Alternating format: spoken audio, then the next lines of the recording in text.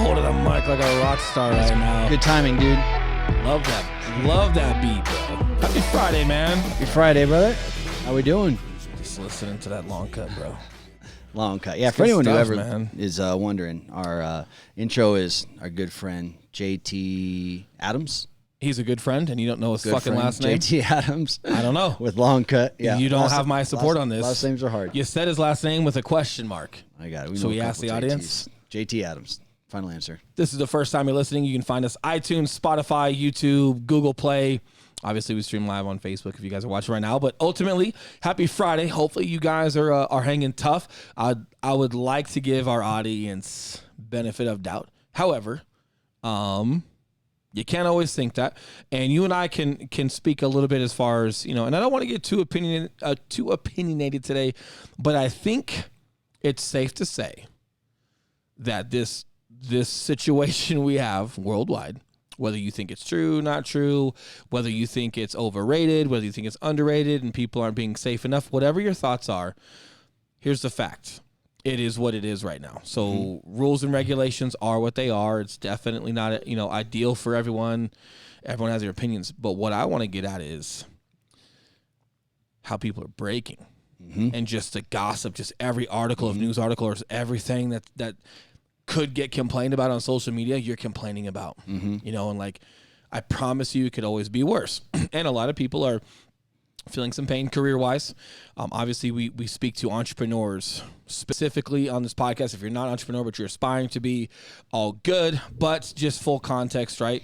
A lot of our opinions or a lot of our things that we want to say or the lens that we speak from is from entrepreneurship, not from other lenses.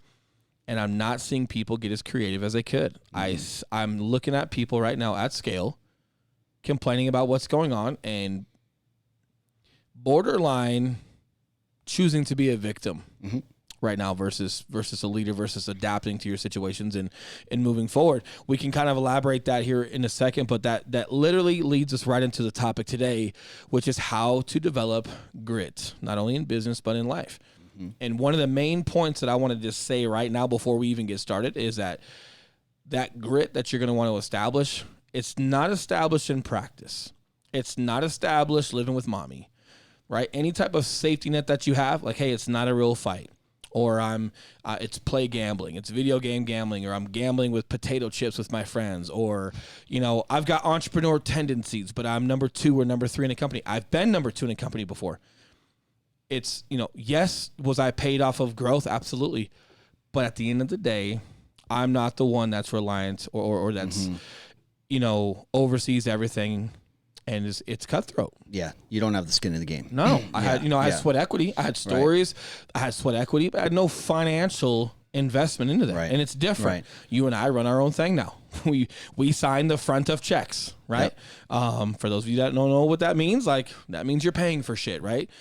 There is a big difference, right? So it's not to be disrespectful to anyone, but if that's you, we've really got to boil this down. Or if that's not you, if you're wondering how you can gain more grit in business, well, you can't have any safety nets. And I'm not saying don't live with your mom. Everyone knows my story. I slept in my buddy's mom's pantry when I reversed and I started going back and, and decided to take on a real estate career.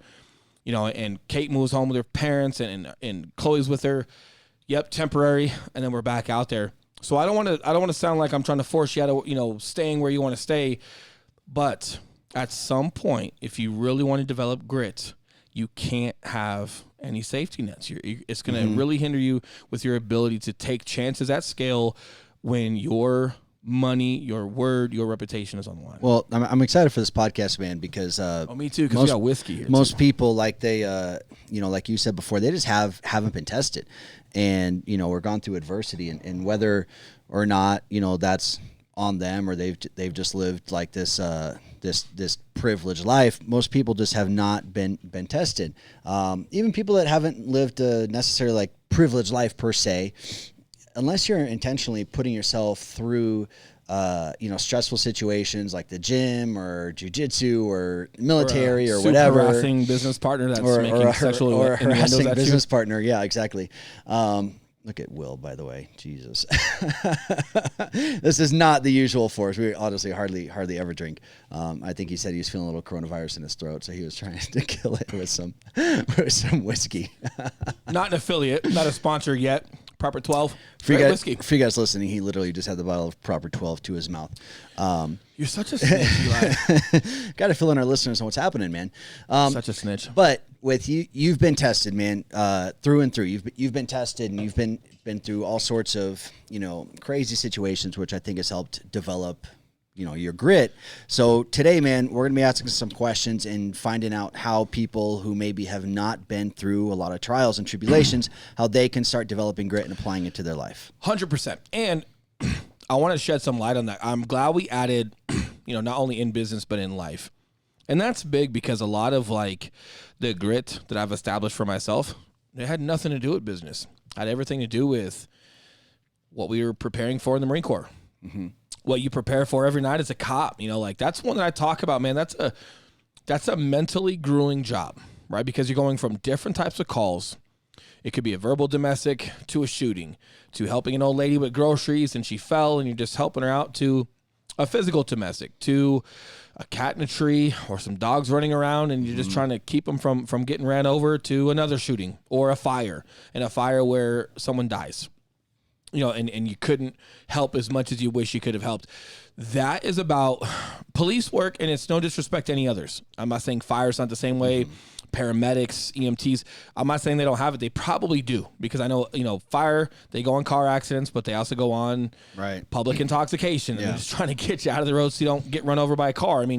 But then they got to go on shootings if someone's hurt. Like there's, they experience a lot of what police do as well. So no disrespect to other sides. I literally mention police because, again, I speak within my lens of what I can speak to. And that career, super rewarding, extreme up and downs, extreme. And you've got to be able to compartmentalize it. You got to be able to handle your shit, and you got to be able to have that poise and then apply fundamentals, apply principle, apply law, pull back some emotion when it's not needed, for so many different things on a nightly basis. And then you got to go home and talk to your family and be dad, or be husband, or be boyfriend, or you're just single, just be you and just hang out with your friends. And then the next night you're right back at it.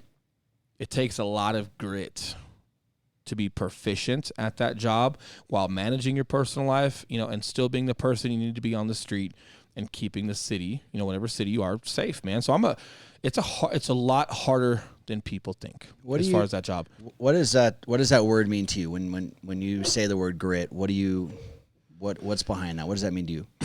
Just and we should probably, that's a great way to start, right? Is just establishing the definition of grit. And for me, just being hard, man. Just being, I like the word hard. Hardcore sounds extreme. Like if you're a hardcore Britney Spears fan, that doesn't make you hard. It just means like you're an extreme fan. So I don't think hardcore is the right word. It sounds too extreme, but I think just being tough, just being hard, being able to shoulder a lot of pressure.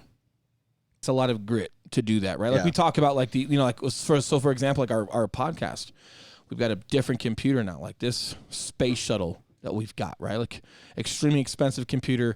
It's got 3, 4, 5 times the amount of computing power than our last one did. It's got different portals. This computer, I guess you could say, has grit compared to the other one. Like it just handles so much more. It's going to be able to sustain. And not only does it handle that much more, the output is just better.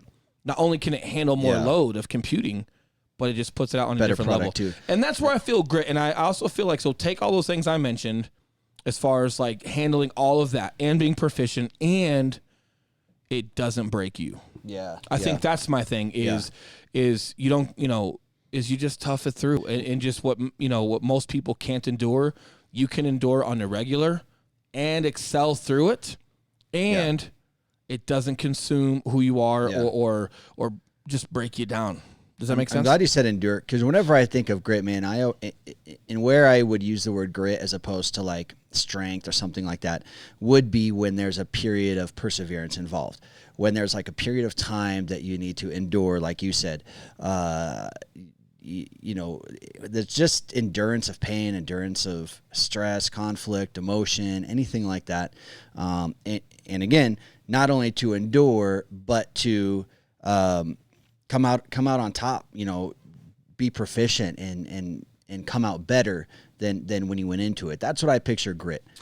Very similar, right? So, and then like your definition, just so we have some context here, as far as like the definition of grit: courage and resolve, strength of character. You know, he displays the true grit of a Navy pilot. So I think it just goes into when people understand the layers of what you're trying to accomplish, how well you can handle all of that load, you know, and the stresses that come with it super proficiently, and even when it's not easy, you push through. So in the Marines, man, are they doing is it just everything together that helps you develop grit, or is there any specific things that they do to help you develop grit? Like a grit class? Like a grit class. I gotta fuck you up class. I gotta shut the fuck up class. I gotta fuck you class. Yeah. So boot camp. Let's start at and I love starting at fundamental levels where hopefully people can resonate, you know, for the most part. But let's start there. Just boot camp. Is it physically challenging? Yeah. Is it the most challenging runs I've ever been on in my life? In some aspects, yes. A lot of aspects, no. But with let's look at just like the physical side of boot camp. You have a lot of running, you have a lot of drill, you have a lot of just, they call it initiative training. So like when someone fucks up, you all have to work out together, and it's burpees and push-ups and sit-ups until someone blacks out or pukes or cries or pisses blood. You know, I'm being funny. Not really. Yeah. That's coming. You know, until you know, they feel like, you know, they've had enough. You know, the drill instructors have gotten their point across, and obviously, if you continue to mess up a lot of the same things, you're going to get it even longer the next time. So you have that. You also have obstacle courses. Yeah. Are these obstacle courses the hardest obstacle courses on the planet? No, but they're really high up. Okay. So like stressful, like the stairway to heaven. Yeah, it's like that stress level. Yeah, it's a ladder that starts wide and goes narrow and points up to a triangle, right? So for those of you that watch, it looks like this, right? The ladder, you know, and this is already, and you get to that stairway to heaven after you're already on, like you climb nets, you do a couple different things, like you're already significantly high in the air before you even start that stairway to heaven. Yeah. The stairway to heaven, it's very simple. You've got these big old wide logs that it's like a ladder, and you got to climb it, but they're not slippery because they're exposed to weather, and they're kind of smooth, man. And, you know, you can kind of, if you get scared, you can just literally wrap your arms around it like a koala bear. Right. And then as you get up higher, it gets more narrow. And then at the end, like you eventually reach the rope, and, you know, and then you slide down. Are they the hardest things if they were 6 feet off the ground? No, but they're not. They're high. So like they're introducing you to stress. You don't get a lot of food. You get food, but they're not letting you just have huge feasts. You get so much time to eat. It's not for pleasure. Get it in, get it out. I mean, that was the first time in my life, including some what little baseball I did play, like that was nothing. Like boot camp was the first time every minute was accounted for. Right. For 3.5 months. Yeah. You know, and then you go to the field and you're training, and you got a lot of long hikes. The reason why some of the runs were really hard, like the beach runs, the sand runs, brutal, right? The reason why some of the hikes were the hardest, even harder than some I had when I was already a Marine. There were some like 9-mile hikes, man, that were so much harder than some of the 20-mile hikes I had in the Marine Corps. Why? Well, stress, little sleep, unknown, culture shift, breaking down who you are. I mean, what they do is they do all they can to just break you. And people think that that's to hypnotize. Oh, they hypnotize you, especially in Marine Corps boot camp, right? Like, they're there to brainwash you. Yeah. No, they're not. But they are there to get a certain type of individual out of you. And that individual is not a bitch. Yeah. Right? Like, regardless of what people think of brainwashing, and they're teaching you to be murderers. Like, no, they're teaching you to be killers for the government. It's different, right? It's legal. Okay, like let's just get that out there. But it's the totality of everything that's going on. You've got classroom stuff, you've got writing, you've got Marine Corps history, you've got drill where you're twirling weapons around. And people wonder, like, why do you do drill? Well, the history of drill, when you're marching around and you're twirling rifles, it's instant obedience to orders. They're literally training you to take instant obedience to orders, not because they're brainwashing you, because when you go to combat, you're not there to question your leadership. And then as a leader, if I'm giving you an order, if I'm telling you, hey, I need you to move here, or, hey, come here, go, I can't have you questioning you slowing that up, or you debating whether you want to listen to, dude, your dad or somebody else is. So you need that. So you spend a lot of time on that, but it takes a lot of bearing. It takes a lot of energy. It takes a lot of mental strength to do all the little formations with the rifle while you're marching, while you're listening to orders. You do it at night, then you're cleaning the weapon at night. So there's a lot of fine-tuned details. There's a lot of physical stuff. There's a lot of just mentally draining stuff. There's a lot of teamwork stuff. And it's the totality that, and a lot of people think like, oh man, just get to graduation. Just get to graduation. That would not be a grit mentality. Right. That grit mentality is when you start taking ownership. Like for me, I remember I started working out at night in boot camp with 2 other guys. And the rules on that were when you rack out at night, you're supposed to be in your bunk for the first 15 minutes. By the way, you can't shit during the day in boot camp. You don't shit. You're allowed to piss. If they catch you shitting, you're getting fucked. You just don't have the time to go and take a shit or what? No, dude. Some people take 20 minutes, man. It ain't happening. And if you let one, then you got to let everyone, and then a fucking bathroom break turns into 45 People minutes. shit their pants? I don't know. I didn't. But you start getting programmed. Like, dude, you wake up every morning and take a shit? I do. Yeah. So it's kind of like that. I guess when I go on vacation, I don't shit for some reason. I think my shit's off. Maybe. My shit gets off. But, I mean, it literally gets down to that detail. So at night, you shit at night. So you got to lay in your bunk. So, at 10 o'clock, when it's time for bed, cool. First 15 minutes, you're in your bunk. After that, if you want to work on, you can't mess around with weapons. Those are locked up. But if you want to work on your gear, on your knowledge, if you want to study, if you want to, whatever the fuck you want to do, as long as you're quiet, you're good. Because some drill instructors, they sleep there overnight in their little office where they got their racks. So a couple guys, I remember, man, like people started breaking. It was like week 3. Black Friday was shitty. That's like the first Friday you're there. You get there on like a Sunday or Monday. You're in like onboarding. You're just getting your name and everything registered. Sure. So you're with like an onboarding drill instructor. Sure. They're not terrible to you. And then at the end of the first week you're at boot camp, it's that Friday you meet your drill instructors. And they go fucking hand. It's called Black Friday. Yeah. And they're so motivated to have you. Yep. They just cannot wait. Yep. Like pit bulls that run a junkyard. Yeah. And they have an owner that keeps them on a leash, but that owner is just as fucked up as those dogs. That's what they look like. But they're locked on. They're proficient, and they need that intensity to break you. They need that intensity to create some disarray. Anyway, long story short, man, most people make it through Black Friday. It sucks. You don't not make it through. You do. You survive. But then around week 3, man, like guys were crying in their bunks. Guys were trying to kiss each other to pretend to be gay to get out of boot camp. Just weird shit. But then like I see myself and I'm like, all right, man, like I'm okay. I haven't broke. That actually made me start working even harder. Like, oh man, maybe I got something here. Okay, how hard can I test myself? And I knew where my flaws. I'm like, man, I wasn't the best at pull-ups. I was doing like 11, 12 pull-ups. I was a strong guy, just got done playing ball. But it's pull-ups are a different type of strength than just lat pulls or being on the baseball field with mobility. That type of strength, if you don't do pull-ups, I don't care how much you can do, how much weight you pull on a lat pull when your knees are locked down to a thing. If you don't do pull-ups, you're not good at them. So that's true. Me and 2 other guys that were just ironically, maybe they felt the same thing. I don't know, but we started just working on it at night, dude. I was doing sit-ups. I was doing a certain amount of sit-ups at night and a certain amount of push-ups, certain amount of pull-ups at night. And then I would go back to my bed and I'd rack out unless I had Firewatch. But that's where I started like establishing my grit. Was I realized like, hey, I'm not the bottom guy. Like I haven't broke. Okay, I can take more. And then it was like, hey, what else can I do here to just maximize my mental strength and my physical strength? Because I knew the harder my body was, the longer I can be mentally strong. Does that make sense? Yes, like, people think that like physical and mental strength are not the same. However, I promise you this, the quicker your body breaks, the quicker you are now relying on mental strength, quote unquote, to get you by. Yeah.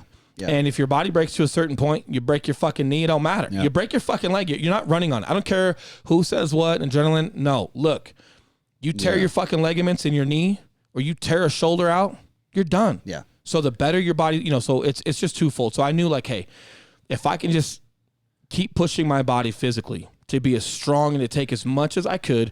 I knew it would help on the mental side because the fact that I had not been physically breaking yet in boot camp was giving me confidence, strong body, strong mind kind of thing. So I started grasping that concept. And then it was about, now this is where I started absorbing. And dude, this is literally the first time in my life I really started identifying with like grit. It wasn't on the baseball field. It was like, hey, how much more can I take? How much more can I push my body to be more prepared? And at that point, I wasn't trying to graduate boot camp. And a lot of people never get out of that phase. They're just counting the days. For me, I started building in my head what I thought was a Marine. I didn't give a fuck about graduation day. I got 8 years coming, bro. Right? Well, at that time, 4. But the bottom line is like, it wasn't about graduation any day, anymore. It wasn't about just, okay, the quickest way out of boot camp is to just graduate on time. Yeah. None of any of those thoughts have anything to do with like not only graduating boot camp, excelling, like hitting the fucking accelerator. And you're starting to move up and like you literally blow the fucking top off of boot camp. Yeah. And I'll tell you what, dude, thank God I did. Because the very next thing I went to was School of Infantry. And we'll talk about School of Infantry in a second, but because I know this was like your main question. I got introduced to grit because of the Marine Corps. It wasn't entrepreneurship. It wasn't a thought of mine. It wasn't like, ooh, I'm being gritty the night I thought of it. No, I just started embracing, hey, I haven't broke. Why? Okay, maybe there's something here. What if I can push myself hard? And I remember, man, I just started taking on whatever I visualized that Marine to be, whoever I wanted to be, how proficient I wanted to be. I would literally, man, I would test myself at night and I would put out more. I would push my body harder. And physically and mentally, literally every day, man, like I got better. And then before you know it, as you get better, whatever you think is overwhelming that you don't have enough grit to withstand, it's not overwhelming anymore. It's just a task at hand. Okay. And then you start, does that make sense? Yeah, and then you start excelling through. To back up just a little bit, when you were in your bunks and those guys were crying like 3 weeks in, it seems like... By the way, no shame. I'm not trying to talk shit. You're just being a little bitch. It seems like you had an acceptance of where you were at and what you were going through and then where you wanted to take that.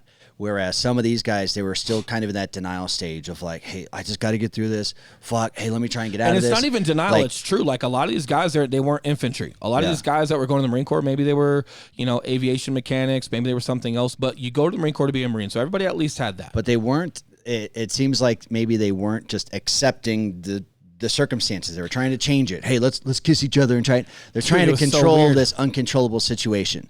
They were trying to back out. Right. Okay. Right, so right. let's talk about that because if you're going to expose yourself to enough experiences in life to where that's where grit grows, grit grows on the other side of the fence. So if you're not even willing to put yourself on that side of the fence, you haven't hit a phase where grit grows. Right. You're still getting patted on your ass. So here's my deal though. For me, I was not leaving boot camp. I was not quitting. Yep. I was not going to pretend to be gay because at that time you couldn't be gay in the military. So no disrespect to anyone. This is not that type of podcast. It just was what it was. Yeah. I'm not sucking anyone's dick or some weird shit to do it. I'm not going to pretend to have an injury. I'm not going to make an injury look worse. I'm not going to get injured on purpose. This is real shit. Getting out was not an option to you. Dude, and as much as we make jokes, look, dude, the Marine Corps boot camp, it's no joke, man. Yeah. I'm not going to say it's the hardest thing on the planet, but for youngsters, man, like there's just more to it than a run. There's more to it than drill. It's how everything overlays, and it's the psychology behind these drill instructors and how they operate. Yeah. But for me, and this is advice to anyone out there, I guess even prior to grit, you need to have a conversation with yourself, as in self-respect. Let me write that down. Self-respect, your word,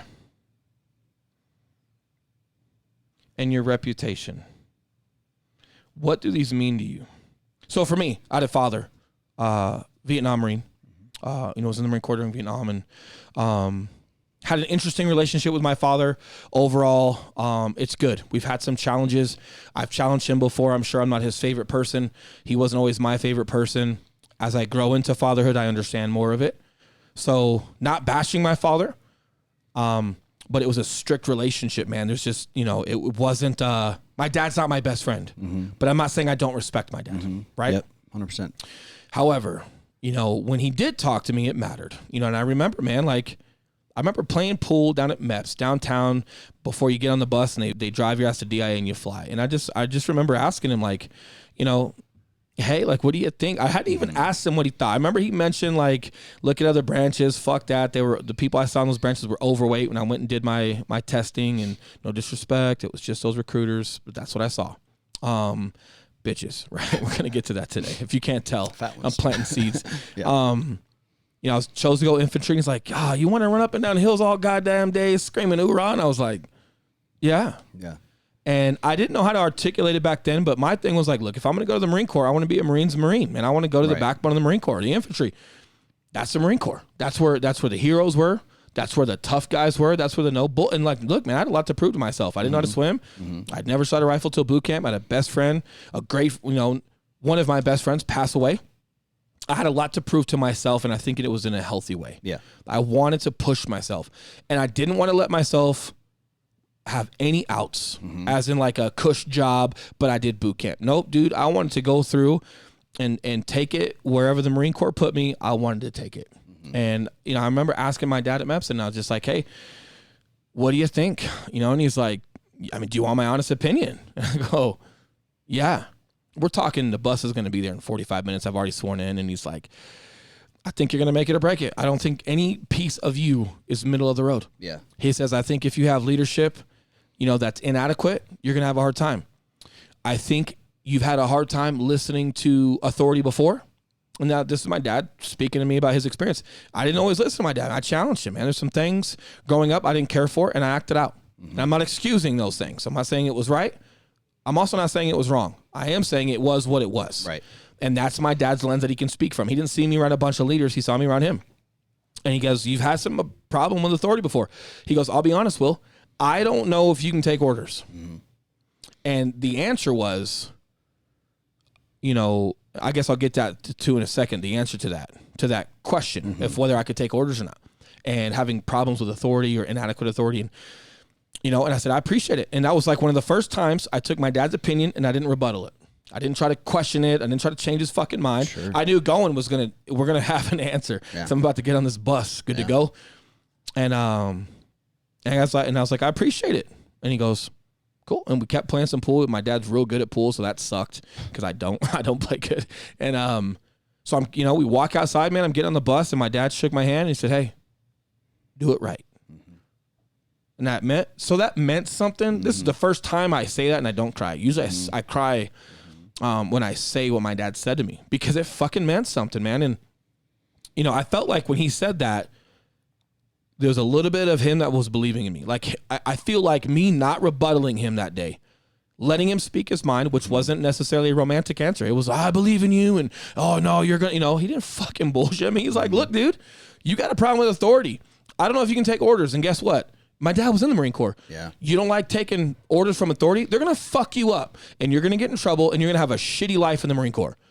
And that's true too. Some people have that, right? But when I didn't rebuttal and I just took what he said and I listened to it and I paid attention to it, I felt like maybe he felt a minute of me going about this the right way for the first time in my young adulthood life, right? And he just shook my hand and he said, do it right.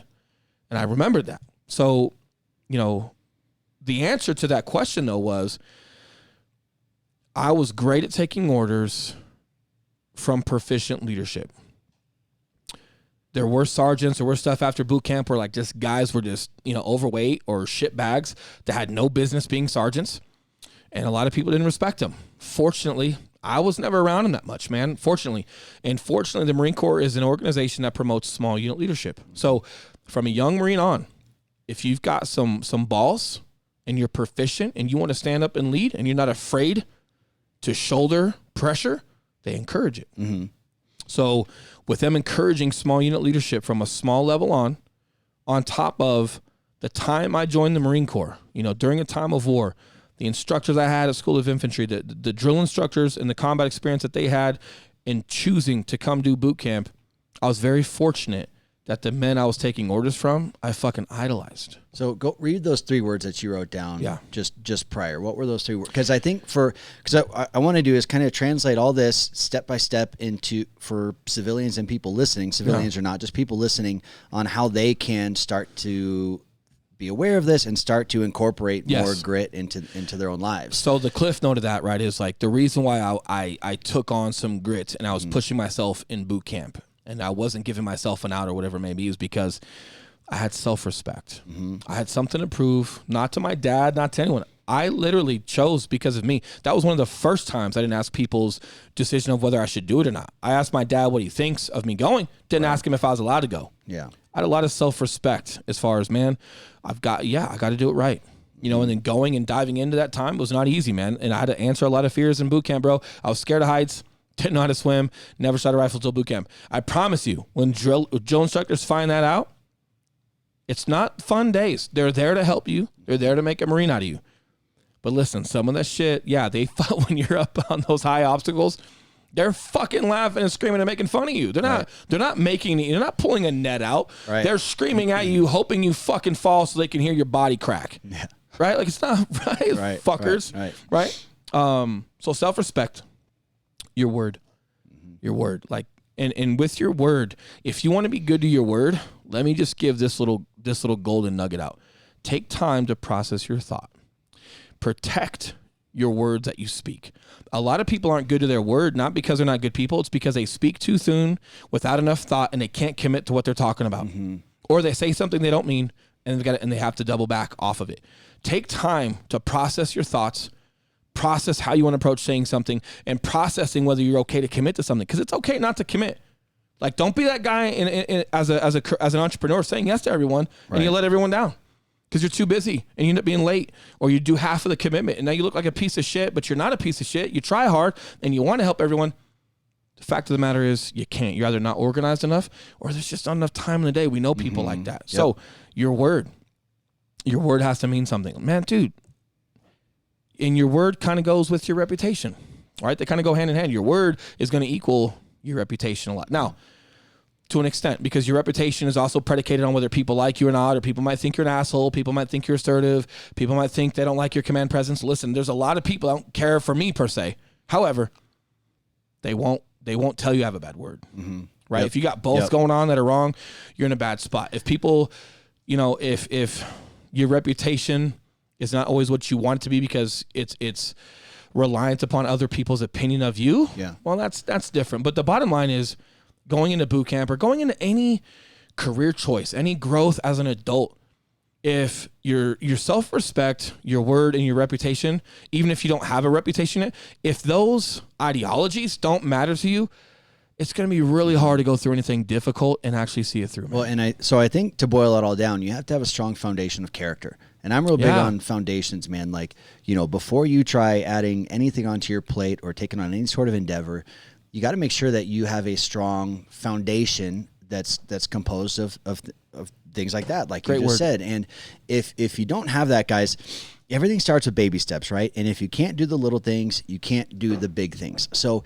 if you aren't good to your word to yourself, for example, if you tell yourself you're going to drink more water and you go years and years and years without drinking more water, but you keep telling yourself you're not even following the least little step for yourself. Yeah. That means you've got a weak foundation of character. And it sounds like a little thing. You're like, oh, I have a weak character because I don't drink enough water. No, you have a weak character because you tell yourself lies. You got a fucking crack in that boat, buddy. Yes, you do. You got a little bit of water creeping in. Like, do. is that going to drown your boat? No, but that habit, whatever stress is getting put on that boat that created that little crack, will be the same pressure that leads to big cracks that leads to drowning that boat. And guys, if you can't tolerate what's going on the inside and persevere and overcome what's going on the inside, when we have shit like COVID happen, guys, when you have zero control over what's happening out there, what the hell are you going to do? Well, and that's one of the things I want to talk about today, because, whether you think people are overdoing COVID, underdoing COVID, and it's more dangerous than people think, or it's less dangerous than people think,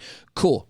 Either way, government has made decisions and things are what they are, and you are too busy debating that or trying to sound extremely intelligent on social media and you sound like a fucking moron, versus assessing your own situation and people around you and how you can help them, but helping yourself and helping others, and just improvising, adapting, and overcoming a situation. This is also where I think, I know this is a little bit off topic, but this is that skill set I just spoke to you about. That is one reason why extremely proficient people from the military will survive things like COVID or a market crash or anything else, because we didn't grow up in our adulthood in a democracy. We didn't grow up with a vote. Your command staff is your command staff. The decision to, go to war, the decision to involve America in 2 foreign wars at the same time, whatever these things are, you can cry about all you want. It's not going anywhere, and you are going.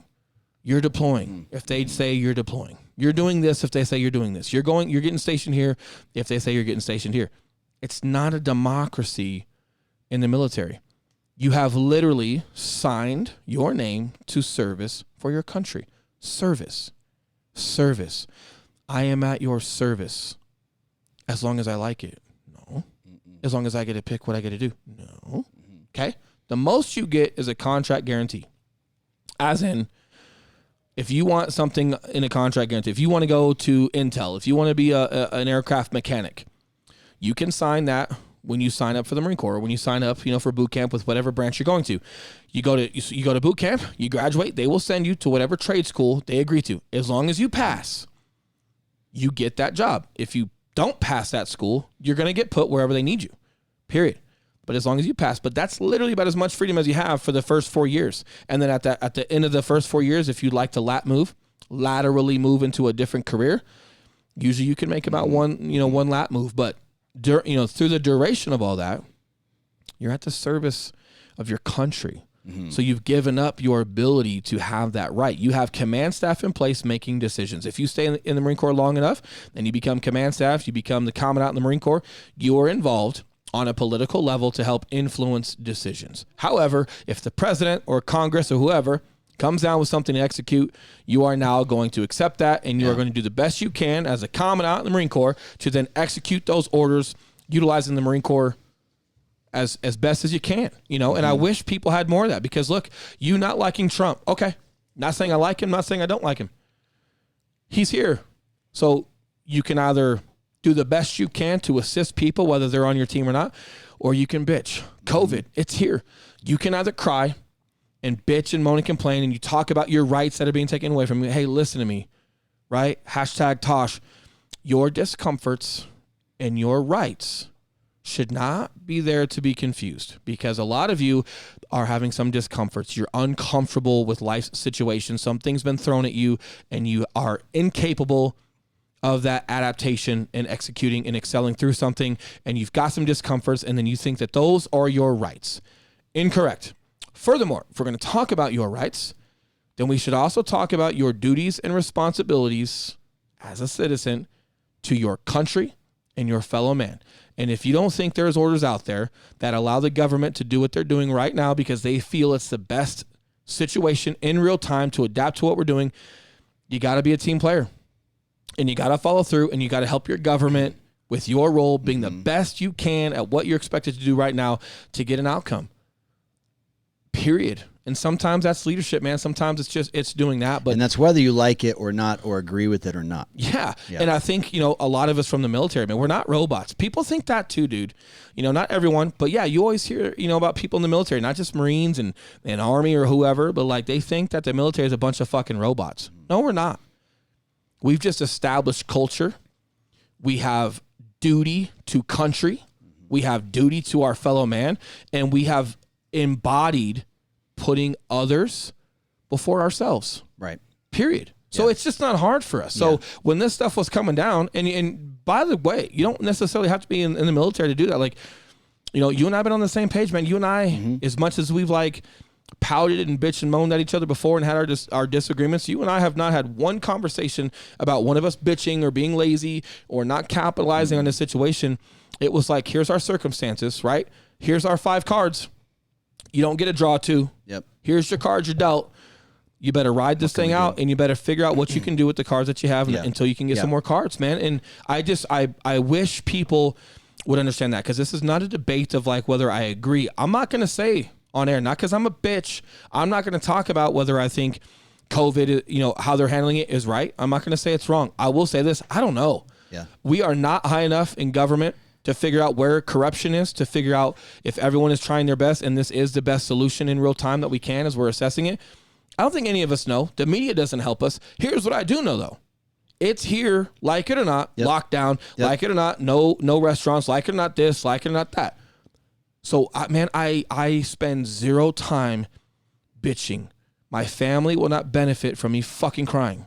My family benefits from me figuring out how to adapt. And I promise you, if you can adapt through times like this, whatever tools, skill sets, business models you gain from this, it's only going to improve you, because this could happen again, or even when COVID blows over. If you figured out a way to streamline your business or use the internet more efficiently, it's only going to help your business. This is not going to hurt you. Or if you lost your job, figuring out what's going to come next, you have to. And I'm not saying that I don't feel bad for you. First and foremost, me feeling bad for you doesn't do you any good either. Nope. I can try to help you. If you're a close friend, if you're someone in my sphere, I can try to help you. But, you know, like we were talking to Manny, this is a great example. We were talking to Manny the other day, right? Here's the sad part people don't understand about coping or feeling sorry for people, and then the aftermath. Calvin passes away. Remember we spoke about that? And then, you know, people feel sorry. People might want to coddle the guys, and they feel bad for them. But guess what? The workload didn't go anywhere.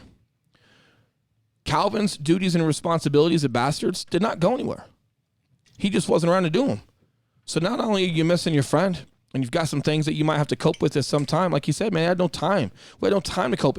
And it wasn't the right time, because Bastards as a business still had to move forward. Yeah. And that's what, you know, and that's what this is here, man. Like, you lose your job. I'm not saying I don't feel bad for you, but me feeling bad for you isn't going to do anything for you. You feeling bad for yourself is not going to do anything for you, because I promise you someone else out there has it worse. Yeah. If you start diving into that rabbit hole, I promise you someone has a story where not only did they lose their job, something else too, and then something else too, and then something else too. And the bottom line is we just have to persevere and keep fighting. Your circle of who you're around is super important, but just getting out of that mentality of being a victim, man. The quicker you can tell yourself that, hey, me worrying about this isn't going to change anything, the quicker you guys can learn to tell yourself that, hear that voice in your head, and come to that realization, like, hey, this isn't going to change anything. It allows you to just, okay, put that aside. Let's move forward and see what our options are. You have to. And I know we kind of got a little sidetracked. It all coincides together. I know we got a little sidetracked, and I guess you could say I'm on a soapbox about COVID. It's not COVID. It's just ideologically, man. You know, Trump gets voted in almost 4 years ago. People are still crying. Yeah. And look, I'm not saying that because I'm telling you I like Trump and fuck off and fuck you. I'm not saying that.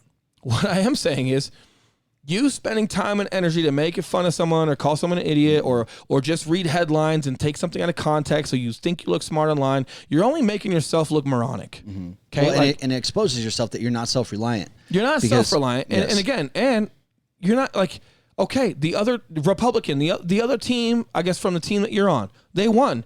So does that mean like you're not going to contribute now as a citizen? That's not what that means. And I know president, that's a high role, but it comes down to everything, man. Like, even at your job, if someone else gets promoted instead of you, are you going to backstab that person? Because we've heard that in corporate America, man. We've heard it. We are in the heart of corporate America. Someone else gets promoted to run a team as a lender. Someone else gets promoted or gets an award as a broker. Are you now bitter because you didn't get it because you felt there's some things that you did that were great that outweighed that person's? Okay, that's your opinion. Doesn't mean that someone else's opinion voted for this person to get the award. So is it your job now to have a vendetta for that, and then to just shit on someone? For some people, because it's not that person's fault they won the award. I mean, and again, you can, it's politics, bro. True. Sometimes I get it. Sometimes things just don't make sense. However, more times than not, people saying politics is your cop out to just not put in more work and understanding. It's just subjective. If someone gets an award or something, or over you, stop wrapping your identity around that. Just keep being a good dude. Yeah. And if that person gets promoted, hey, man, you've got to do all you can to support that person in that role to make sure that the team succeeds. And if America understood at scale that ideology of like, hey, we're all on this team, whether we like this person or not, we've got to do the best that we can to set America up for success and make this guy look better than he is or as good as he really is, depending on what side of the fence you're on. But we should all be coming together for that greater good, and we're not. And it shows with COVID. Everything this guy does is wrong, but then on the other side, everything he does is right. It's not accurate. So then again, take that down from like not just bitching about the president. Take that down to your own behaviors in COVID right now. Are you doing those behaviors to ignore or procrastinate against your own action inside of your own life? So that's our outlet, and we're just not identifying here because, well, then who are you, man? Right? You're a bitch. You're a bitch. I want to go back to boot camp one more time, buddy. God, I got a drink then. Jesus. That time. Drill instructor Sergeant Graham, he was a motherfucker, bro. That time when you're in the bunks and you realize that you're surviving and you're doing okay and you're trying to get better and you see people around you who are trying to get out of it. There had to have been a moment there where you felt your self-confidence get boosted, right? And that gave you a little increase. What did that self-confidence do for you to get through the rest of boot camp and have a successful military career? And what do you still do now to keep your confidence high? 'Cause you're obviously a very confident dude. And here for people listening, the loud voice and the excessive talking, all that aside, talking. All that as you ask me questions, you provoke my excessiveness. All that aside, you're exploiting me for money, Eli. We built a podcast around your excessive talking. Full disclosure for people, but outside of all that, I mean, you could still be who you are and still like just the self-confidence, not the talking, not all, but deeper than that, right? What did that self-confidence do for you in boot camp when you felt that? And how do you still apply that? And what does that do for you in your grit? Great question. So I think the self-confidence came from like when I hadn't broke yet. And I realized like, hey, like these guys are crying or whatever we got into. We don't need to rehash it. But I saw guys breaking. But I hadn't broke yet. Like, okay, maybe I got more in the gas tank. So once I had that, I think my self-confidence came from just taking that action. Like like the self-initiated action of what can I continue to do to get better? And then it worked. So working out, doing those pull-ups a night, it increased my score. I was literally doing, 1 or 2 more pull-ups a day. And you kind of plateau. I remember plateauing a little bit around 18. But I remember a drill instructor going, hey, good fucking job. Get off the bar. Just that. But, dude, I was around 11, 12 pull-ups. And then when a drill instructor... right there, real quick. People listening, though, what Will's talking about, those are little wins. Yeah. Whether it's pull-ups or doing the chores or drinking more water or whatever the hell you said you wanted to do. Yeah. Doing little things every single day that you said you were going to do in your brain, that's one brick and then one brick and then it's one huge. brick. And I didn't even necessarily need the drill instructor to acknowledge that I was doing more pull-ups, but it was nice that he did. Don't get me wrong. But now I'm at a point where like, self-confidence, like it definitely comes from, I'm like going over some of our, like some of our notes today, right? I think my biggest saying as far as like the self-confidence piece is you can't take any shortcuts, right? And that's a strong thing to say because I mean absolutely none. So boot camp is hard enough, but looking back on it, if I would have just done what was required of me, and if I would have slept at night and not put in extra study time, because sometimes, man, like I had to study. Like we had so many classes during the day, and if some of it was hard, you got to study at night. So I had to study, so at night, study when you have to study. If you're not studying, then you're working out. But I don't remember at night, I think in the field. So phase 2, when you go to the field, you get way less sleep. So some of those nights, you're just not going to be able to work out. You're getting in and you're going to get 4 hours sleep and you're going to get back out. And that's okay. But for the majority, man, I cannot remember a night once I saw people break and I decided to work out. I can't remember a night I didn't, unless I was studying and it was just something I crammed for a test the next day. But looking back at it, as grueling and as hard as boot camp is with the culture shock and everything that's expected of you, it's a crazy thought to think that if I would have just done what they expected to me to do, it would have been a shortcut. What? It is though. But it would have been. Yeah. But because I had more in the tank and because I felt like, hey, what can I do? What can I do to fill some gaps here to get bigger, faster, stronger, smarter? So I started doing those things. So 100% with self-confidence, it comes from no shortcuts. Like you gotta have a process that is proven. So on the physical side, doing those workouts with my sit-ups and my pull-ups and my push-ups, then I started losing a little bit of weight, but in a good way. Not that I was fat in boot camp, but I did lose a little bit of excess fat. My runs were better. Like I remember hitting 18 pull-ups, and just that drill instructor like, hey, good fucking job. Get off the bar, because like I was kind of hanging trying to get to 19th. But he recognized, man, good job. Get off the fucking bar. Get out of here.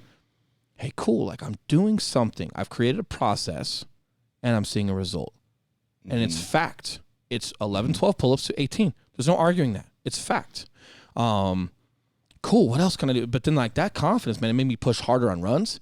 It made me push harder during, whatever physical fitness test we had. When we got IT'd, if someone fucked up and we're getting IT'd, it was like, good. Fuck yeah. You're not going to break me.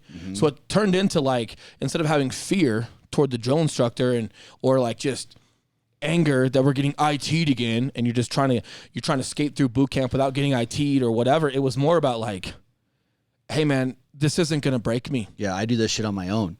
Yeah, and I remember, man, some of us were getting graded, and I remember, dude, toward the end of boot camp, man, like 2 weeks before, maybe a week before, like, they just stop ITing you almost. Because guys were just fucking loving it. Like, yeah, bro, do more. Do more. Yeah. And like drill instructors like, shut the fuck up. Yeah, it stops working. But they want that. Yeah. It's not their first rodeo growing Marines. They know when guys start adapting to their circumstances, and then they start excelling. Those are good Marines. But it was a proven process. So with self-confidence, it's got to be that. You got to have a process. And I guess from the physical side, it works. And you know what I like about that, the physical side, is you're taking an uncontrollable situation, a.k.a. boot camp, a.k.a. COVID, a.k.a. just real fucking life, an uncontrollable situation, and you're putting yourself through controlled pain. Yep, to something influence. that you have control over, which is your pull-ups, your workouts, the shit you're putting yourself through. And that's a way, guys, psychologically, to ease the pain of being in an uncontrolled situation. When you put yourself through your own pain, your own struggles physically, you have control over that, guys, and that makes you feel like you're in control. Well, it's going to be your best outcome because we talk about influence a lot, right? You have no control, but you have influence. But people tend to undermine how powerful influence is. Because look, man, I can't control if I get injured. I can't control if I get pink eye. I can't control if I get the flu and I get held back in boot camp or I can't control those things. But I'm not going to focus on that. What I do have control of is me, my emotions, my physical output, my mental output, and how well I prepare for every day. But if you're doing that, then the influence you have toward every day, if you're stronger, if you're more mobile, if you're adapting to it, the likelihood of you getting injured is less. If you're keeping your hygiene up and you're staying away from fucking shit bags and you're not letting people get too close to your face and you're executing, you're probably not going to get sick. Like, no control over it, but you're influencing if you're paying attention to it. But just everything that goes into that, man, to add it all up, you have an extraordinary influence on how extraordinary you are going to excel at boot camp. But you got to have the knowledge too, right? So second thing with self-confidence, I know we're talking a lot about physical. The other side, let's talk about real estate, or let's use real estate as an example. Well, where does Will, okay, you were self-confident as a Marine, okay, and we get it, but like you're a fucking soccer mom now. You do real estate. Yep. Okay, so where does your self-confidence comes from in real estate? Did you have that in the very beginning? No. But I had the confidence that I would figure it out because I had a work ethic. I had a work ethic that was built from no shortcuts. So when I approached real estate as a profession, I approached real estate just like every other profession that I've had, and like, dude, the things I accomplished in the Marine Corps with the infantry and being attached to SOCOM and some other stuff, man, like it's extraordinarily hard. And it comes with a work ethic. And I wish people, how they idolize athletes for the sacrifices and the film watching and the dedication to their diet and the dedication to their fitness. Why aren't you doing the same thing for your profession? Like, we idolize actors and actresses and athletes for all that they do, but in reality, they're just trying to excel in their profession the best they can. How is that any different from you? It's really not. It's just you don't have enough self-respect, or you're putting other people on a pedestal because of the money they make or the fame that they have, and you don't realize that even if you're a chef, how well you take care of your equipment, how well you study to know more about being a chef instead of just settling on what you know at your restaurant, and you're leaning on that and you're good at it and you go in every day. Like, are you expanding your knowledge there? Are you taking care of your physical? Because the more physically fit you are, mentally you'll be able to endure more. You're more healthy there. And to get more physically fit, you got to take care of your diet. You got to get water in. Imagine how much more you perform at your job. And then when you're performing at your job, how great of a leader are you, leading by example, creating an energy within that kitchen? So, again, I mean, this comes down to the little things. And for me, I'm always keeping a track, like a fight record. I keep a subconscious, like a subliminal fight record in my head of little things, man. Because I understand the importance. If I see something that needs to be done and I walk by, I do everything I can to catch myself, bro, because I know the seed that plants. When I'm pulling up to my house and I see the stupid newspaper that I never read sitting in my driveway that they still toss out like there if every you leave week. your wallet on the table. Or if I leave my wallet on the table, I'm trying to be pocket. better about not forgetting that. But guys, the little things, the little wins, if like what Will's getting at here is a track record. He knew he was going to be good at real estate because he had a track record. Well, I didn't know I was going to be good at it. I knew I was going to find out. There you go. With integrity. Correct. But you have a track record of following through with the things that you tell yourself you're going to do. But I promise you this, if you approach every profession you do, there's not many professions, minus being a doctor or something that just requires maybe some born whatever, or like scout sniper shit, reconnaissance shit. There are some things out there that are extreme, but as far as overall, man, as a whole, if you approach your life or your profession with that type of intensity, you're probably, especially compared to people that aren't doing it, man, you will excel. So again, with self-confidence, this is a hard one. It's not a hard concept. It's an easy concept. It's hard. Again, no shortcuts.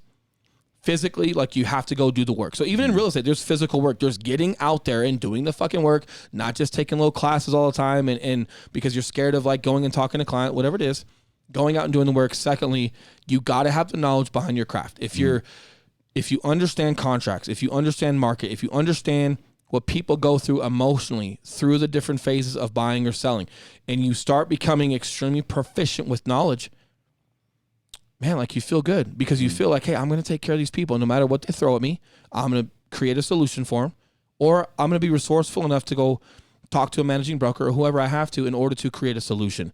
But you can't fake it till you make it. Faking it till you make it is not okay. I don't care where it's worked. My lens, my opinion, faking it till you're making it, telling someone you know how to do something you don't, gets Marines killed. Not a fan. I'm just not. If there's other places on YouTube or Instagram, some bullshit you're talking about and faking it till you make it works, you're just not my people. You're just not.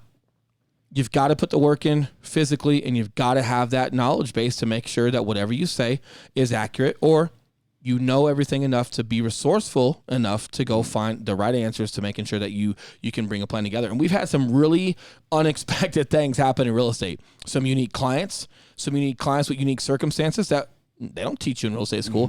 But if you understand fundamentally how to resource and how to solve problems and what matters for people, or understand like when you get tasked with a problem or with someone's circumstances, most people just start going way too quick versus like, hey, all right, before we get started, here's our circumstance. But what are we trying to accomplish? Okay, what do we need to overcome? But what's the end goal here? Because if you don't have that, man, like you're not gonna have any direction. So these pieces are super, super specific. Well, and I want to touch on physical a little more, man, because for me, dude, it all starts with yourself. And if you can't look in the mirror at yourself and your body, if you're getting out of the shower and you're keep your eyes down, you're avoiding looking in the mirror, no way in hell are you ever going to have any self-confidence going into anything if you can't even control what's going on internally and trying to influence other people externally. No way in hell can you if you can't control yourself. So for like me, diet? Dude, diet, exercise. Yes, absolutely. And by diet and exercise, I mean people can get so caught up in the minutia, and they will put off a diet for years because they haven't found the perfect diet. Oh, okay. You know what stupid food is. You know what good food is. Okay. Here's my deal. Eat the same exact thing. Like literally every day. Don't even think about it. Just put stuff on a plate and then take something off. There's your perfect diet. There's where you can start, the eat less diet. Yeah, man. Works fucking great. Yeah. If you can't even get yourself to eat less food than is on your fucking plate, guys, you're going to have a super hard time in business. You're going to have a super hard time in life. So that's where it's like you've got to start building that track record for yourself, of going on a walk every day. This falls back to self-respect. Eating less every day. Yeah, it's right. self-respect. It calls back yes. to your character and self-respect. So some of these things that we're talking about, and like, it doesn't apply to me. Like, I just want to be good in business. Like, no, it does apply, because who you are in business is who you are as a family man, is who you are as an individual. And like, no, that's not true. No, it is. It all starts you with not you. taking care of your health is putting yourself at risk to die earlier. To have to risk injury. No, fuck that. You're not going to be a better dad. And I don't mean you got to be shredded and have abs like fucking That's Eli. what I was just about to say. Fuck Eli. I'm on everyone's side. Fuck this guy. I had abs for a second the other day. I did.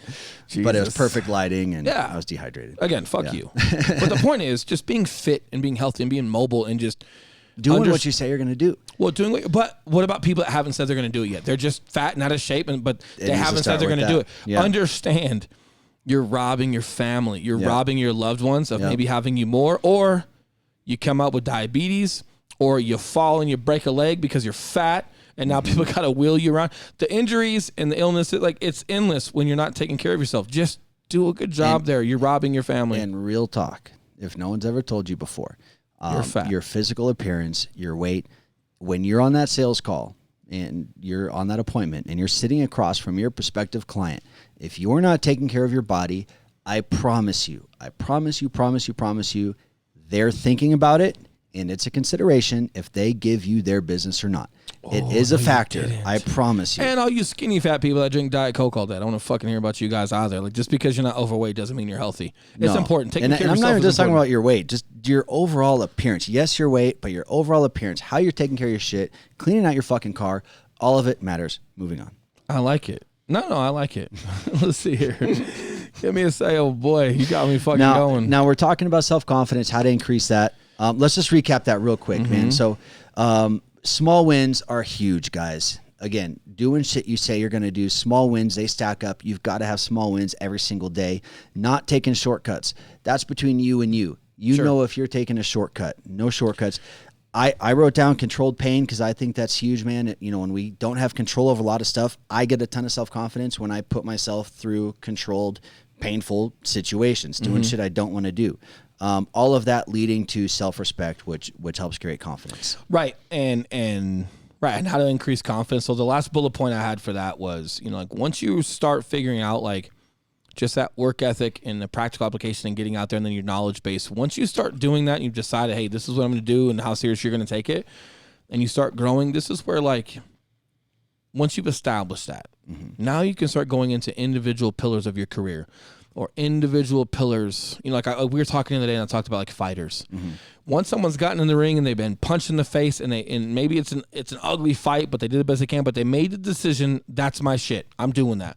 And they've got enough self-confidence to get in that ring and they're telling themselves they're going to do it again. And their mind is made up. This is my career. Yep. Now they can start focusing on hey, you got to get your kicks better.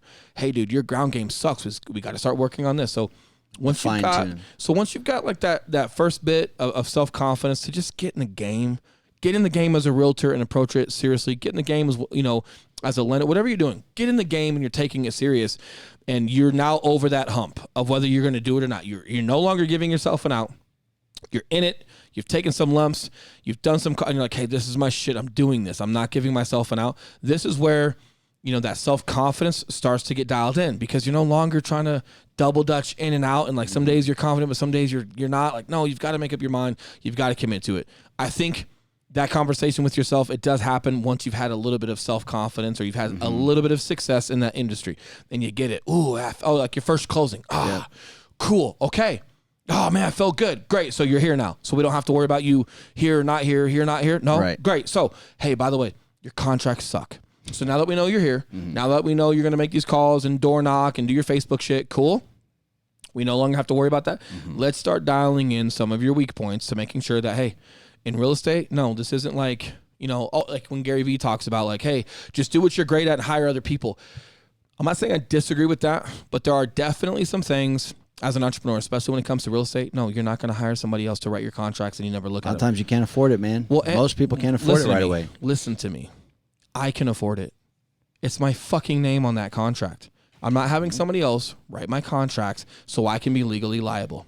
No. At the same time, I don't think it's that hard to learn contracts and be proficient to protect your ass. I don't. I think there's plenty of help out there. So I think when Gary Vee talks about things, I think it's just stuff that's not maybe worth your time. Who knows? I can't speak for him. The bottom line is, in entrepreneurship, before you ever start paying or delegating out, there's a lot that you just have to be proficient on. That's just my opinion. Well, and in the beginning, you're just not going to be able to. It's just not going to be an option. Yeah. So when Gary's giving advice just have someone else do it, 90% of the people, you still have to know what the fuck they're doing. 90% of the people that are watching that are like, okay, well, outsourcing that is not an option right now, so I have to. And it's only going to better you. If you're going to hire people for stuff, you need to know, if somebody's blowing smoke up your ass and they're telling you, building this website is going to take 100 hours and only takes 40.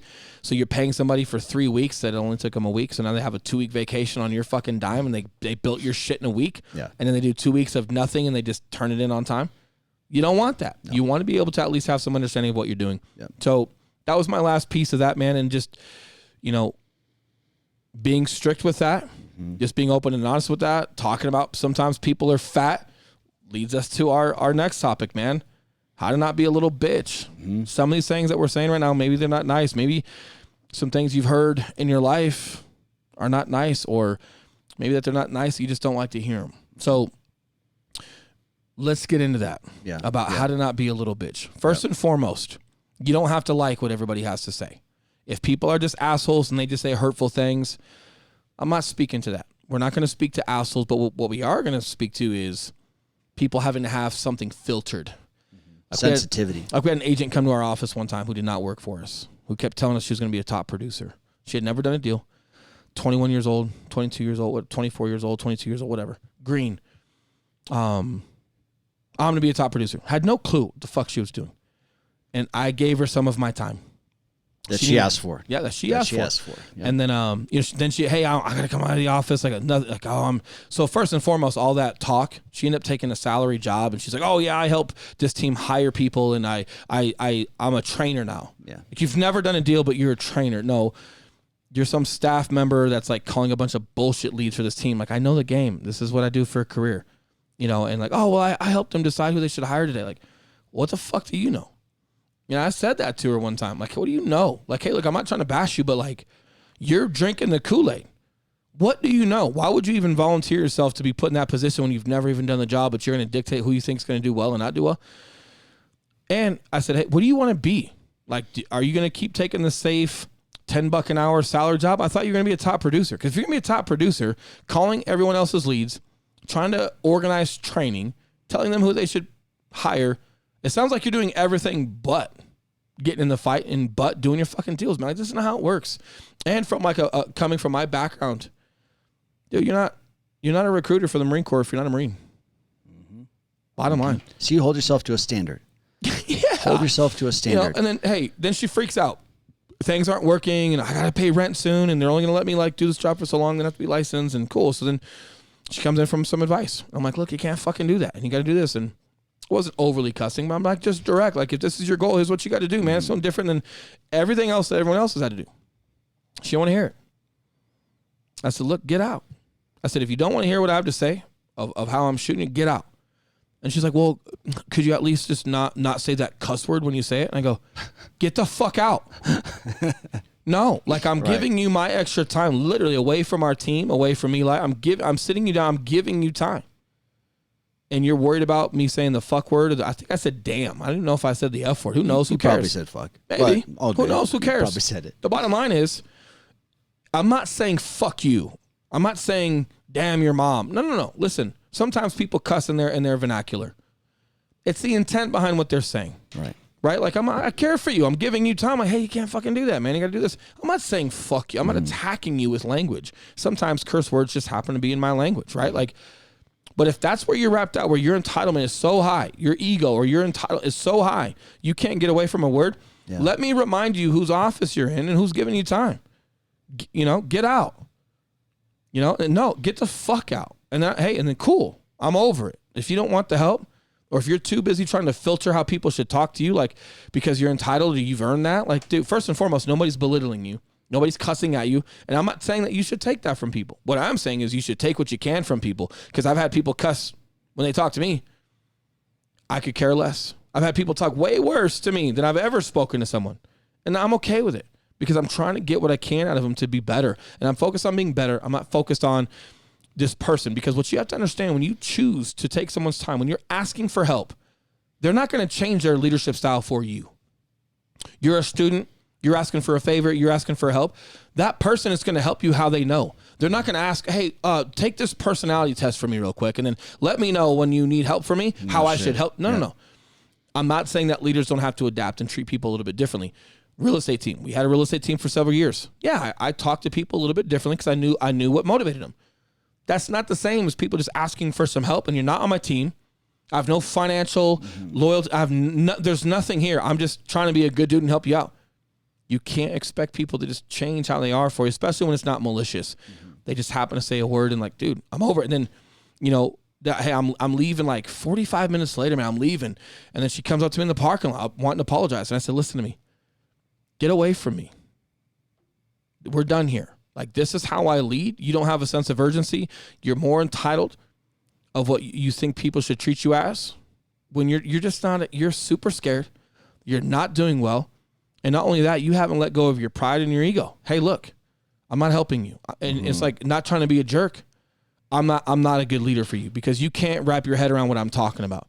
I'm not going to sit here and pat you on the ass. And the bottom line was, I was just telling her things she didn't want to hear. Right. She wanted to be lied to. Right. She wanted me to say that things were going to be okay. And that, no. And it's not true, man. It's not true. But here's the deal. Male, female, whatever you, I guess I should say, whatever you identify as, don't be a bitch. That's being a bitch. Expecting people to just help you when they don't owe you a fucking thing. And then they do help you, but then you have that type of ego.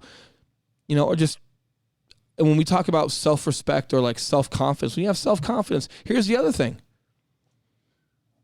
If people are abusing you, people treat you differently. If you're in a marriage, if you're in a relationship, that person's not good to you. What's your outlet? Because we know a lot of people, man, we've seen in the professional world, you can clearly tell, hey, if you're not in an abusive relationship, that would surprise me. Because I feel like you're a punching bag at home and you show up here and you take this out on everyone because you can't handle your personal life. Yeah. And dude, I saw it with police officers, right? Not all of them. Cops are awesome. Cops are phenomenal. But I saw it there, man. I saw it. So in regards to being a little bitch, when people are trying to help you, take that. And maybe it's not what you want to hear, but it's what you need to hear. And once you start coming to terms with the honesty about the trajectory of your success, you will make adjustments. The flip side of that, don't like, also, if people are abusing you or making fun of you or bullying you or whatever, like, hey, don't be a bitch there too. Stand up for yourself. The third side to that, man, and this is the spot I think most people are going to fall, is when you establish, or now that you're listening to our podcast and, you know, you're asking yourself, I asked myself this question for years. I still continue to ask myself this question. Am I a bitch? Eli, are you being a bitch? You know, have you really been tested? Is that why you decided to work with me? And I've been tested. That's a huge part of it, man. For real, for real. But one thing that I started questioning myself is, you know, very few people will actually tell you like it is. Very few people will do what Will is willing to do, and that's he's willing to look like a fucking asshole to actually tell you what you need to hear. That's how much he cares. He cares so much that he's fine if you think he's an asshole, but he's going to tell you what you need to hear. Because it's going to make you better. If it's not now, it's going to make you better someday because you're going to think about it. But here's what you need to ask yourself, guys. Are you intentionally putting people around you who are just kissing your ass or just patting you on the back or just telling you good job?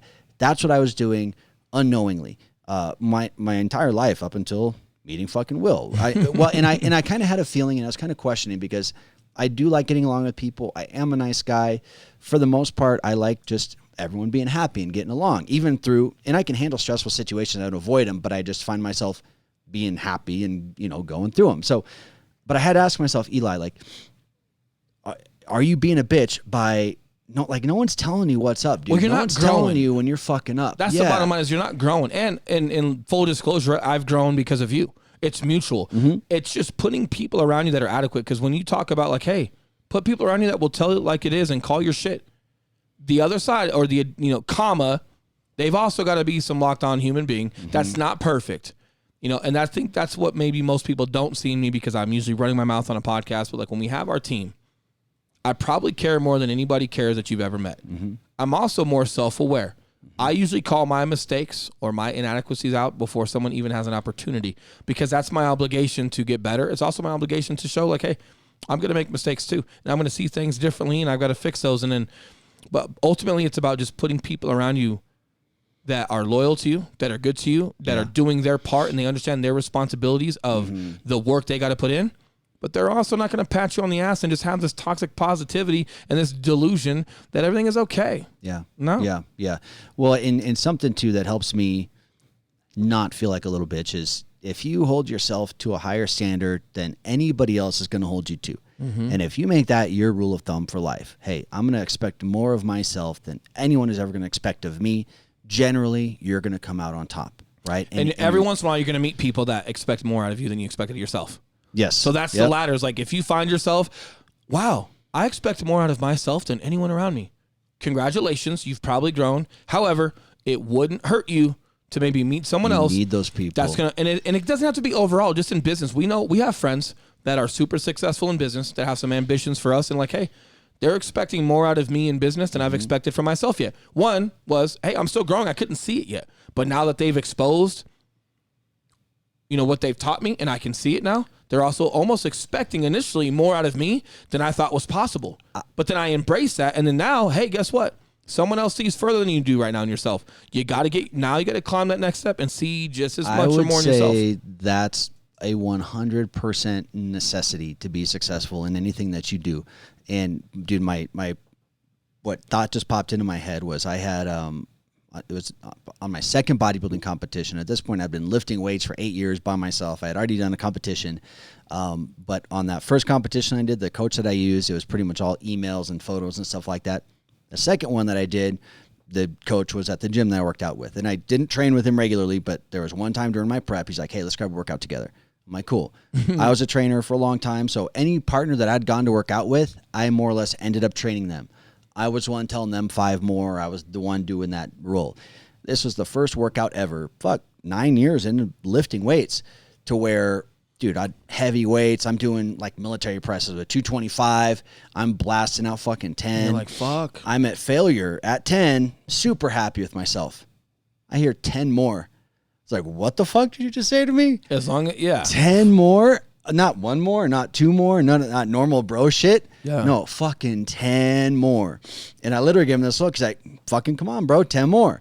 So I maybe had 2 left in the tank, and then but fuck, man, we both got Just to 10 more. And then you had a different sight on what an actual crushing workout could be. Fucking completely changed my perspective forever. But it took that, as much as I hold myself to a high standard, expect more of myself than anyone else is going to expect me, I needed that one person to be like, oh, no, literally just double what you expected of yourself. Well, and it's good because here's the other thing too, man. At some point, we all have it. We tend to drink our own Kool-Aid.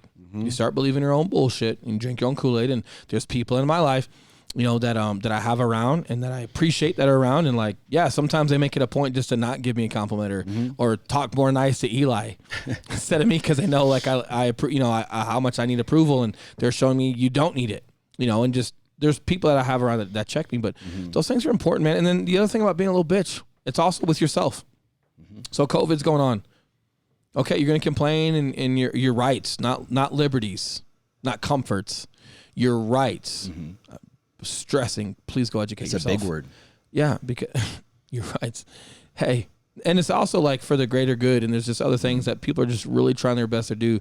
They're doing to just keep people safe, but at the same time, it's like, hey, listen to me. Your rights are not taken from you. Please understand that. And whatever you think, no, Will, these are the rights that have been taken from me. This isn't okay. Listen to me. There's executive orders out there, and there's ways that during like things like this, a pandemic or national security or just things like this, we have to have control measures.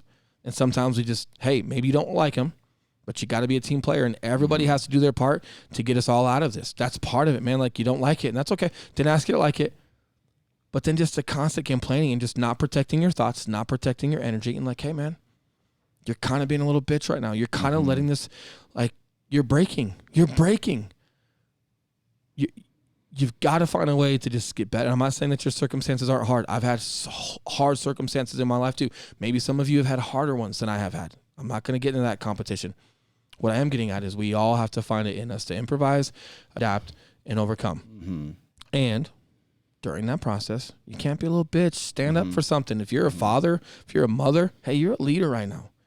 You can't afford to do that. And you bitch. The bottom line is just bitching and complaining and painting yourself to be a victim. It's literally changing nothing. Well, and that's a big misconception, because a lot of people think they're a bitch if they keep quiet per se, right? But hey, guys, that's not the deal. This is called poise. This is the whole like duck thing. Like, you watch a duck swim in water, and he's nice, cool, calm, and collected on top of that water, what you see, but you look down below, and those fucking feet are going crazy. Just lack of knowledge. Yeah, that too. But it's also like, not to cut you off, it's also lack of knowledge. So, for example, like people that choose that they want to go protest right now because their rights are being taken away. Listen to me. There's like 12 more things you're supposed to do judicially that can be effective with your mayor, with your governor, that work prior to riots are like the last thing you do if nothing has worked. And being quiet. But nobody knows any of that.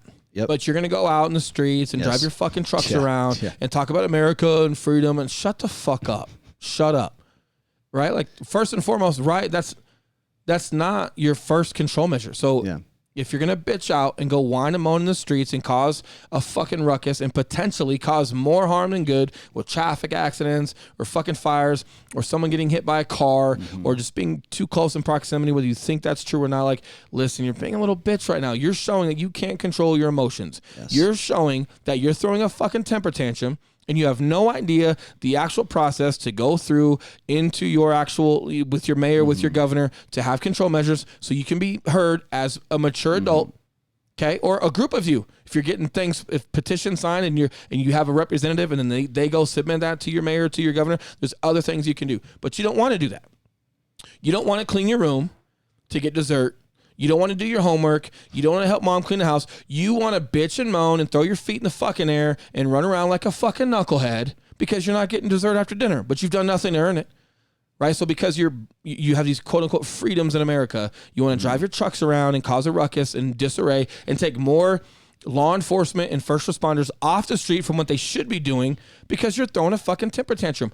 And it is. And I'm not saying that I agree that we should be on lockdown. Not saying I disagree. What I am saying is your inability to manage your emotions and manage some discomfort and then go through the process appropriately and do everything you can prior to protest. You just want to run around like a fucking knucklehead. You're being a little bitch. Well, and the point that I want to bring up is people a lot of times may think that, hey, because I'm trying to be confident because I'm trying to have self-respect and not be a little bitch, I'm going to speak up and I'm going to be loud and I'm going to do this. You're an asshole. You're getting it wrong. You're an asshole. Yeah, you're getting it wrong. Fine. But please understand that. And a bitch is not someone who cares too much. I care a ton. And sometimes I have to work on that. Sometimes I care too much. Doesn't make me a bitch. We're literally talking about your ability to manage stress and emotion and discomfort. Yes. Your ability to be understanding of not liking something should not dictate your level of effort. Right. Like, for example, man, if you can go, if Eli as a trainer can go to the gym with you 5-6 days a week and watch you work out every muscle group, right? Your back, shoulders, arms, legs, whatever. If he can figure out which one you don't like, you're probably being a little bitch in one of those pillars. Well, I don't like leg day. Yeah, it shows. Right? Because not only do you barely do them, but when you do them, you're acting like a little bitch when you do them. Hey, it's that too. It's not just being a bitch overall. It's just like, hey, having these bitch tendencies. You have some discomforts. You don't like something.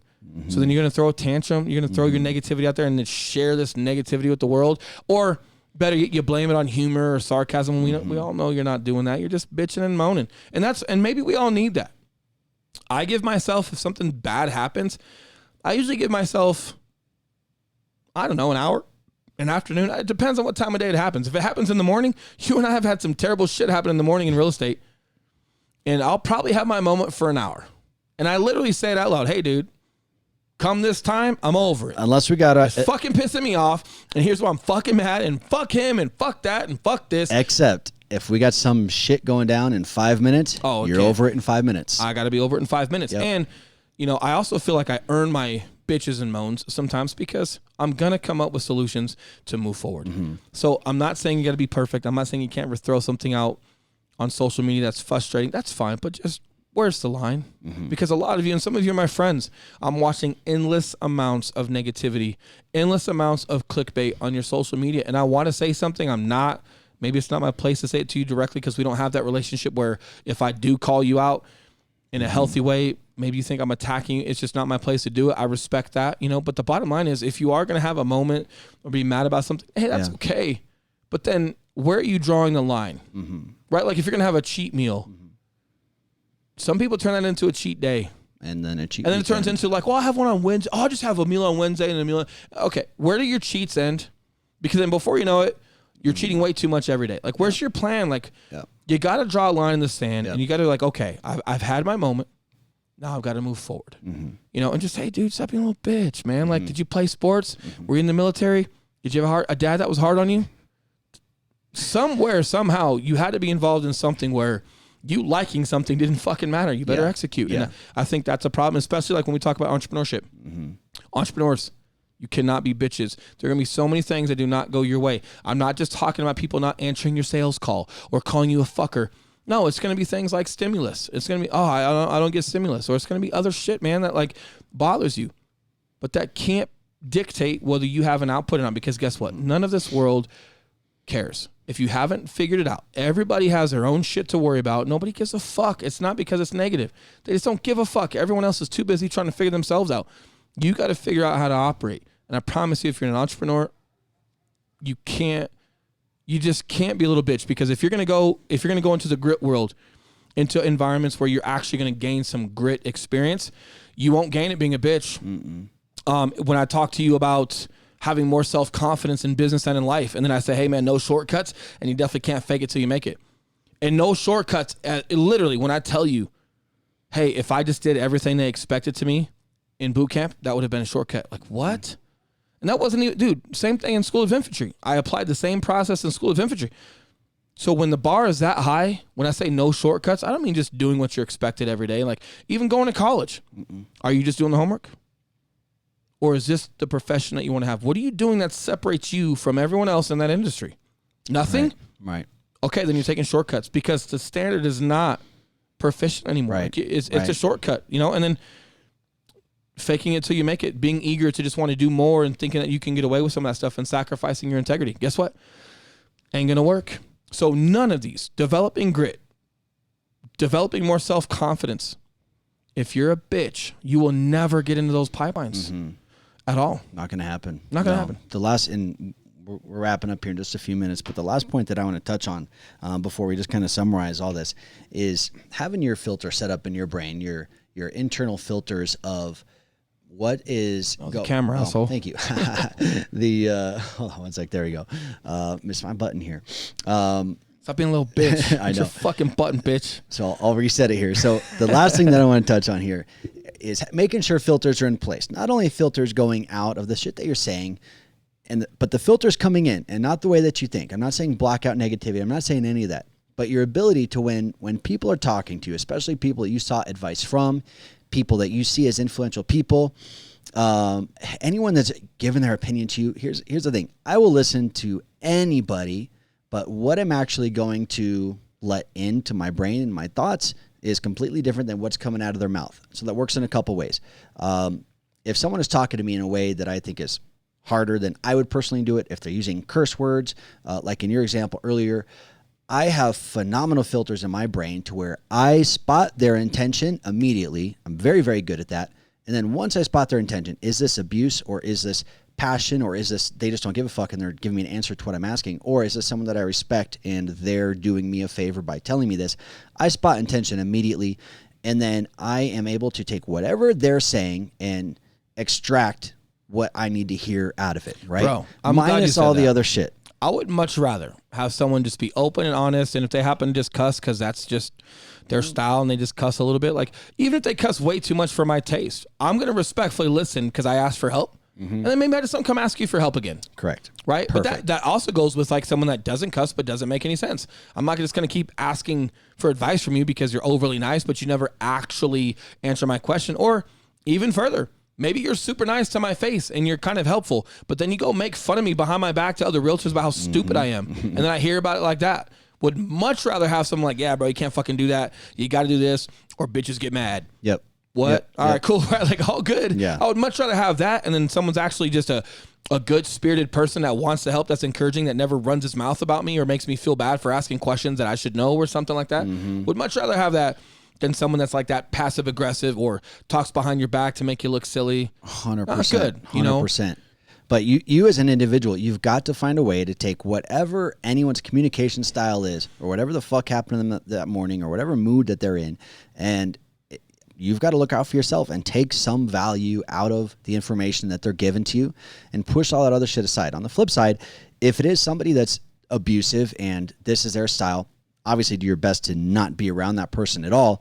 But outside of that, understand that, hey, it's not you. Like, they're going through some shit. Not that it's okay. Not at all. We don't need to go and fix everyone either. I just won't fuck with that person again. Yeah. But at the same time, I'm probably not going to sit there and argue with them and waste my time and my energy, because I promise you, once you get done with that argument, even if you win that argument per se, they're not going to fucking change. They're going to go about their life being a fucking asshole, and you're going to feel like shit the whole rest of the day. It's just, or maybe you don't. Yes. Because just bottom line is that's just not the goal. You know, Correct. If you don't like how they lead you, hey, find a different leader. And that doesn't mean you're a bitch. That doesn't mean you're a bitch. No, that means you care about yourself enough just to, hey, let them just be them. Yeah. I'm going to go and just do my thing. All good. You know, and the last topic we kind of have for today, I think it's fitting as well, especially like with some of the COVID topics, is how to overcome anxiety. Mm-hmm. Right. So we've talked about being a little bitch, like, okay, guys, I get it. You know, I want to be a little bitch, but like maybe you are stressed out. Maybe you've lost a job right now.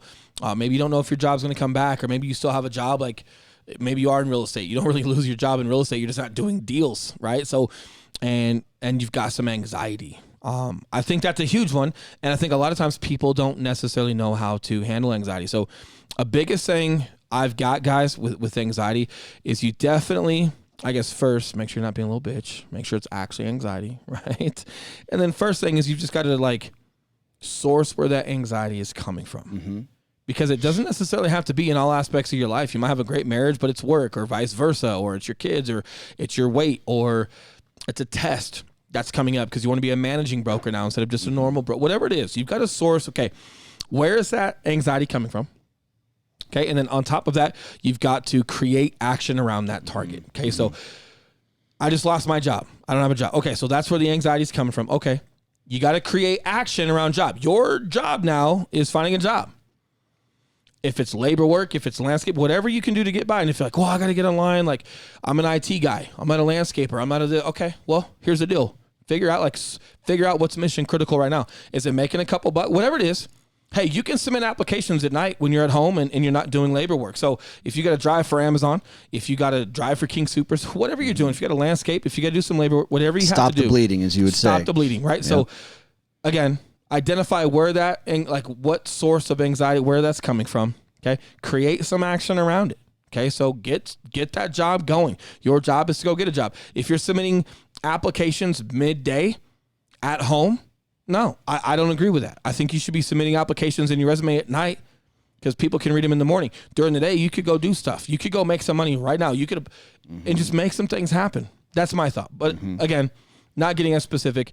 Source where the anxiety is coming from. Create action around that target. Okay. Next step for me after that is track results for awareness and for your future. So what I mean is once you started creating some action around your anxiety, your trouble spot, track your results. Is what I'm doing working? Is it not working? Why? And if it's working, great. You want to track that. The other reason why you want to know if this is working, like for example, let me give you an example in real estate. If Elon and I are doing so many podcasts and some other stuff and go, oh man, we're getting a little anxiety because we don't have that many clients right now. Oh shit. So what do?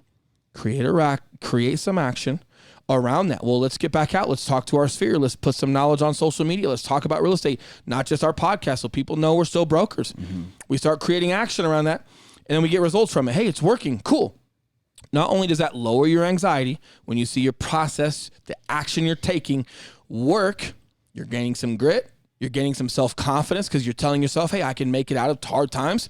Yes, you're also creating a process to then cure something. So in the future, if that ever happens again, you know exactly what to go back to in order to decrease some of that anxiety and then get back on there and get some more clients. So you're creating that process. So you definitely want to track it and then make sure that you implement that process in the future. And if it's up to me, whatever process just worked to lower your anxiety, don't ever stop doing it. Whatever fundamentals we have, Elon, do to make sure people still know that we're brokers. If it works when we have some anxiety, it decreases anxiety, it starts working, we start getting more clients. Why would I ever want to stop that process? And if it's a process, it should fit into my calendar. Man, you should be able to structure that. Like as far as anxiety goes, you know, one thing that you've really helped me with is you pick up on anxiety really well. If I'm feeling something, you can tell if I'm a little off. But you know, what we'll do is, hey, let's stop what we're doing right now, because anything that we do from here going forward, if you're anxious and feeling like shit, it's not going to be as good as it could be. So let's address this real quick. Let's make a list. What's bothering you? Let's break it down. Literally write down these 3 or 5 things that are going on right now. And then, okay, what can we address right now? For me, a lot of my anxiety in the past has been around like financial shit, right? I'm out of fucking money. What am I going to do? What has been super helpful for me is, first of all, writing down, all right, how much money do I have coming in? How much bill do I have going out? I need this money right now. It's 11 o'clock at night. I can't sleep. I'm going to look around the house. I've done this so many times, dude, and I've slept so well because of it.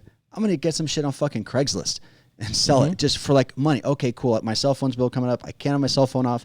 Fucking sell the Xbox. Don't care. I can always buy another one. Yeah. Get on Craigslist, list that bitch. You have a buyer by the morning, $200 in your pocket right then. Okay. Or create that process to, hey, what am I going to wake up tomorrow and do that's going to create income? Yes. So guys, action is the cure to anxiety. Action in that ailment, right? Source. Gosh, yes. Where's my anxiety coming from? Is your anxiety coming from, I have a bachelorette party coming up this spring and I look like a fucking shit show in a bikini or a one piece? Not saying you do, not saying you don't. I don't even know who I'm talking to right now. However, I know a lot of us have fear or anxiety around how we look. Okay, so, all right, that's where my anxiety is coming from. Great. Create action around that. And when I talk about action, it doesn't have to be action that's just accomplished in one day. Maybe you do have some anxiety that can be solved in one day. Usually it's not. Usually anxiety comes from a process or just some inadequacies that are consistent within our life, and it creates anxiety. Even if the action is writing down on a piece of paper what your anxieties are and what possible things you can control, which each one of those things that are causing anxiety. And let me tell you guys something. You're supposed to feel anxiety. You're supposed to feel fear. You're supposed to feel sadness. You're supposed to feel all these emotions. And I did myself a big disservice for many, many years by trying to self-medicate, smoking weed, whatever. A lot of you guys will turn to alcohol, weed, whatever it is. You're self-medicating to try and get that emotion to go away. We're supposed to feel emotions. That's not an accident that we're having those. Emotion. In motion. Take a fucking motion to get rid of that emotion, right? Take action. Fear feels shitty for a reason. Sadness feels shitty for a reason, because those are signals where you're supposed to do something to change the situation so that you don't feel that sadness anymore. If you guys are self-medicating with alcohol, if you're smoking weed too much to subdue those feelings, you're not solving the actual problem, which means tomorrow that feeling's going to be there again, and the next day, and the next day. I went through recently 60 days, no weed. I'm a pothead, right? And by pothead, I mean like in a productive way, right? At nighttime, business is done, or I need to get creative, edit some videos, then I will, right? I've graduated to that moment. But I knew I hadn't not been high at night for a decade, man. So I was like, all right, 60 days. I need to know what this feels like. I felt anxiety at night. I felt sadness. I felt shame. I felt all sorts of emotions for real that I hadn't, and this was just recently, man. This is the beginning of the year. I felt all sorts of emotions that I hadn't felt in a long, long, long time. And rightfully so, because I had made certain decisions in business. I had made certain decisions in my personal life that led to not good outcomes. And because I was self-medicating for so long, I hadn't taken the time to feel those. Now, I mean, the changes that I've made in the way I talk to my wife and the way I think about home life and the way I think about business, just since taking those 60 days off of weed and feeling that, I know I don't want to feel that anxiety again. I know I don't want to feel that sadness again and shame. Therefore, I'm not going to do the actions that led to those feelings in the first You're going place. to take action to eliminate them, but guys, or decrease them. Yes, you have to feel that. And look, when you feel that, recognize it, allow yourself to feel it, but then be like, okay, what action is this emotion telling me that I need to take?